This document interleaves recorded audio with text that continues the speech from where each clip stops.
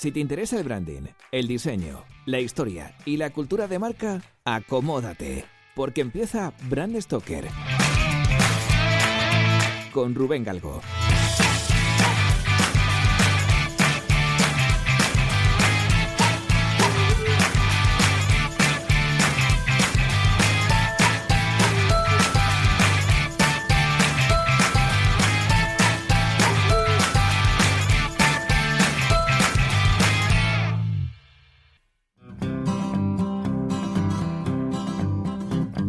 La historia de la armería Colt está estrechamente relacionada con un invento que revolucionó la industria armamentística, el revólver. Para conocer cómo funcionaban los revólveres, tenemos que irnos hasta el siglo XVII y encontrarnos con las primeras pistolas. La pistola era un arma auxiliar de la caballería. De hecho, el término pistola se refería a unos pequeños puñales que se llevaban escondidos entre la ropa. Por aquel entonces, los españoles habían inventado una versión reducida de su arma de fuego por excelencia, el arcabuz, y lo llamaron el pistolete. Desde entonces, empleamos la palabra pistola para referirnos a las armas de fuego cortas que se empuñan con una sola mano. Pero centrémonos ahora en la vida de Samuel Colt. Sam nació en 1814 en Hartford, Connecticut, al norte de la costa este de los Estados Unidos.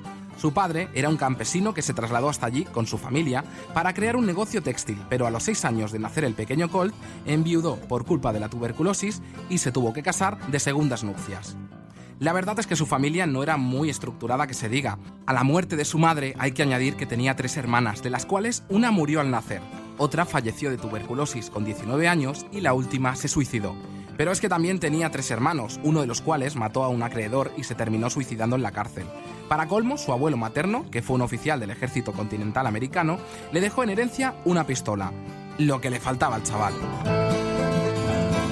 Con este panorama familiar, Samuel Colt se refugió en los libros de ciencias y en la enciclopedia científica, mostrando cierta obsesión por los tratados de química y los artículos sobre la pólvora.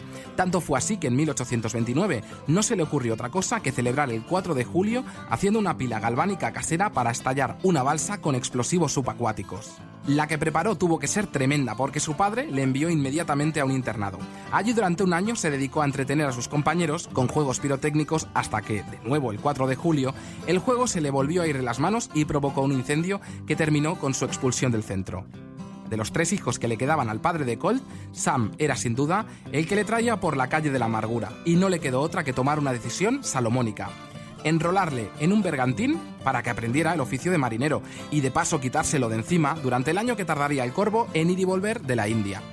Durante su estancia en Calcuta, Sam vio un tipo de pistola bastante rudimentaria, parecida a lo que sería posteriormente el revólver, aunque era poco segura.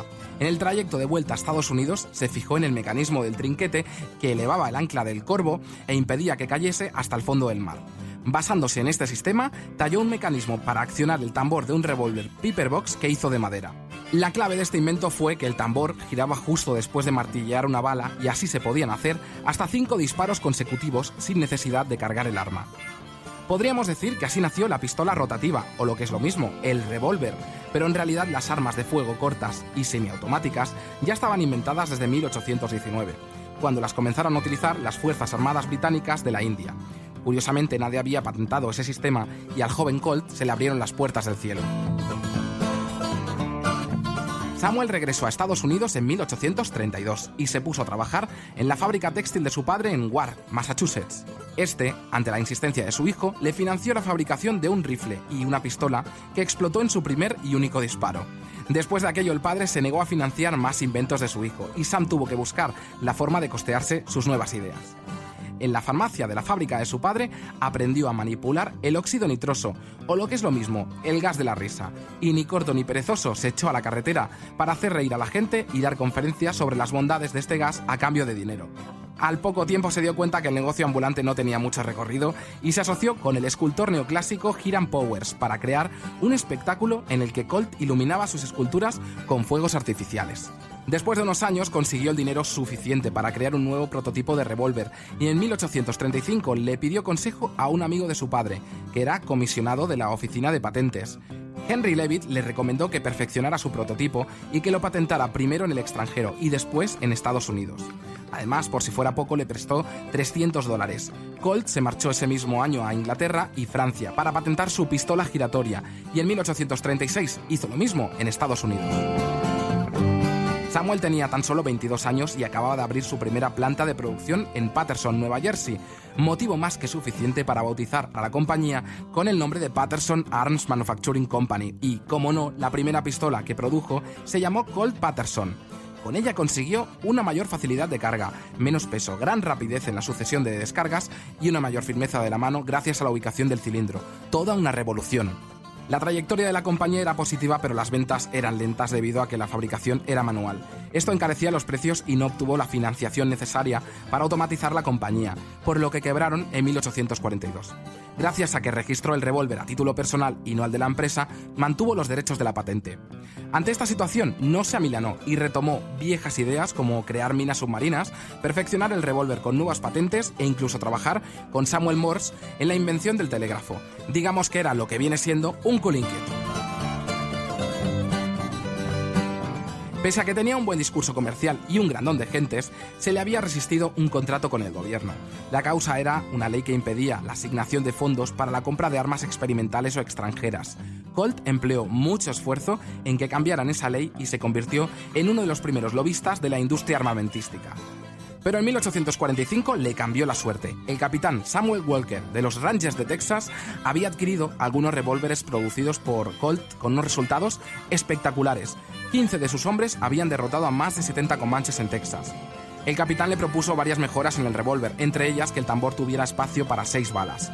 En 1847, tras el nuevo diseño, adquirió 1000 unidades que usaría en la guerra contra México, y así nació el Colt Walker.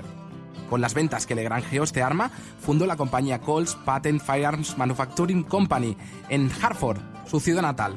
Mientras tanto, el capitán Walker hacía estragos en la Guerra de México, ya que con sus 30 Colts fue capaz de mantener a raya a 500 mexicanos. La fama de Colt corrió como la pólvora, nunca mejor dicho. Los revólveres Colt eran una herramienta clave en la expansión hacia el oeste, y un año más tarde, en 1848, las ventas se dispararon y consiguió por fin firmar un contrato con el gobierno de los Estados Unidos.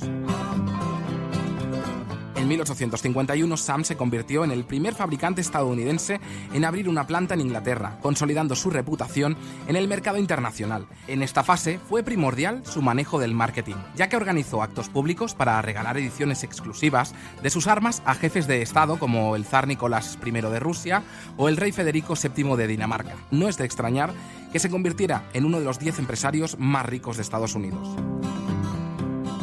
Nos vamos acercando a la Guerra Civil Americana y Colt seguía suministrando armas a los estados del sur. Una vez declarada la guerra en 1862, solo fabricó armas para las fuerzas de la Unión, pero poco le duró la alegría. En ese mismo año fallece con 47 años a causa de la gota, dejando atrás una fábrica con más de 1000 empleados y unas ganancias anuales de más de $250.000 de la época. Samuel Colt nunca reclamó la invención del revólver porque era consciente de que su gran contribución a la industria fue el uso de las partes intercambiables y la fabricación en serie. Aportación muy parecida a la que vimos en el podcast de la marca Gillette. El imperio lo heredó su esposa Elizabeth Hart Jarvis, quien mantuvo con destreza el rumbo de la compañía.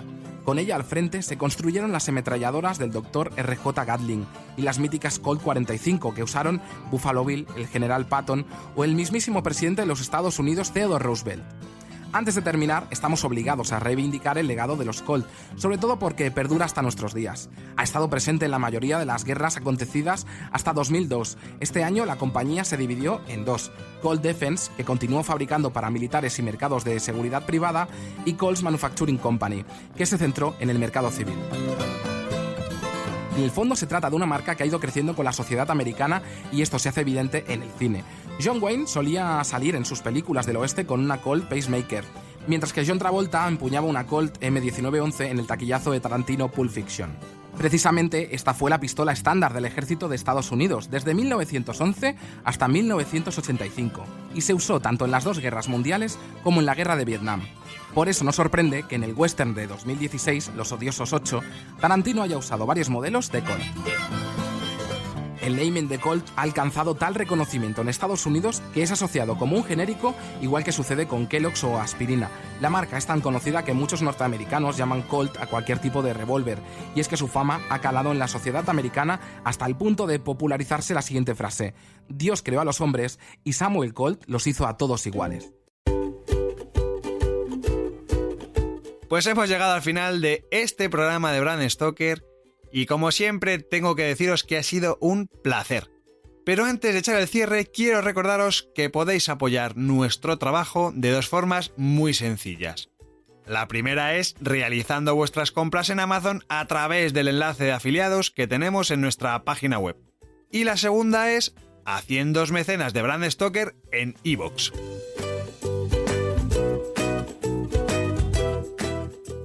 Brand Stoker es una iniciativa de Gallicus. Gallicus es el estudio especializado en creación y gestión de marcas que dirige Rubén Galgo. Si lideras una empresa o eres la persona responsable de crear o actualizar la marca de tu compañía, no dudes en ponerte en contacto con nosotros. Búscanos en nuestra web, gallicus.com.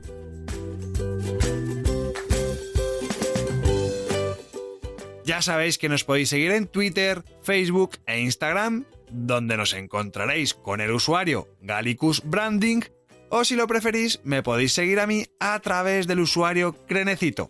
Por supuesto, no olvidéis comentar este programa, darle a me gusta y compartirlo en vuestras redes sociales. Y si os habéis quedado con ganas de más, podéis escuchar más programas de Bram Stoker en iVoox y sobre todo en bramstoker.com.